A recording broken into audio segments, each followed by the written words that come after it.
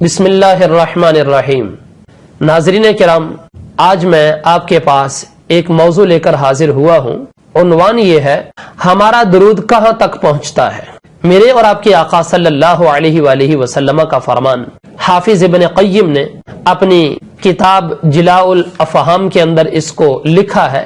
سیدنا ابی دردہ رضی اللہ تعالی عنہ اس فرمان کو بیان کرنے والے ہیں۔ سرکار دو عالم صلی اللہ علیہ وسلم ارشاد فرماتے ہیں، اکثر الصلاۃ علی یوم الجمعہ، لوگوں جمعے کے دن مجھ پر کثرت سے درود پڑھو، فإنہ یوم مشہود تشہدہ الملائکہ، یہ یوم مشہود ہے، اس دن رب کے فرشتے حاضر ہوتے ہیں۔ اور ساتھ ہی ارشاد فرمایا، لیس من عبد یصلی علی الا بلغنی صوتہ حیث کان، فرمایا کوئی بھی بندہ مجھ پر جہاں بھی ہو درود پڑھتا ہے، اس کے درود کی آواز مجھ تک پہنچتی ہے۔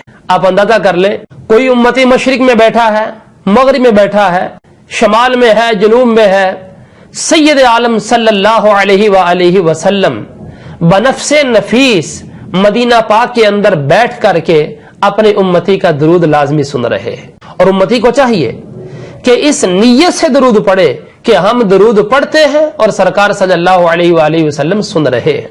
سیدنا ابو دردہ رضی اللہ تعالی عنہ وہ کہتے ہیں، ہم نے عرض کی وبعد وفاتی کا، اے اللہ کے رسول یہ تو معاملہ آپ کی ظاہری حیات کا ہے، آپ کے اس دنیا سے رخصت ہونے کے بعد جس وقت آپ باطنی حیات رکھیں گے، اس وقت کوئی آپ پر درود پڑے گا تو اس وقت کیا معاملہ ہوگا؟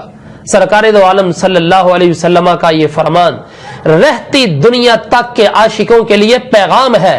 سرکار علیہ الصلوۃ والسلام نے فرمایا، وبعد وفاتی، فرمایا تم جو ہے وہ اب کی بات کرتے ہو اور میرے فوت ہونے کے بعد کی بات بھی سن لو۔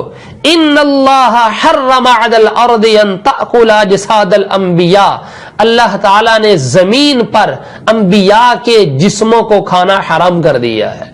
فرمایا اب تم جہاں بھی درود پڑھتے ہو، تمہارا درود اب بھی پہنچتا ہے، اور جس وقت میں دنیا سے چلا جاؤں گا اس وقت بھی تمہارا درود میں سنوں گا۔ اعلیٰ حضرت عاشقوں کے امام کیا خوب لکھتے ہیں، دور و نزدیک کے سننے والے وہ کان لعل کرامت پہ لاکھوں سلام۔ اور پھر دوسرے مقام پہ تو اعلیٰ حضرت نے اپنا قلم ہی توڑ دیا ہے۔ آپ فرماتے ہیں، تو زندہ ہے واللہ، تو زندہ ہے واللہ، میرے چشم عالم سے چھپ جانے والے۔ دعا ہے اللہ رب العزت ہم سب کو درود کی کثرت کرنے کی توفیق عطا فرمائے، آمین۔ وما علینا الا البلاغ۔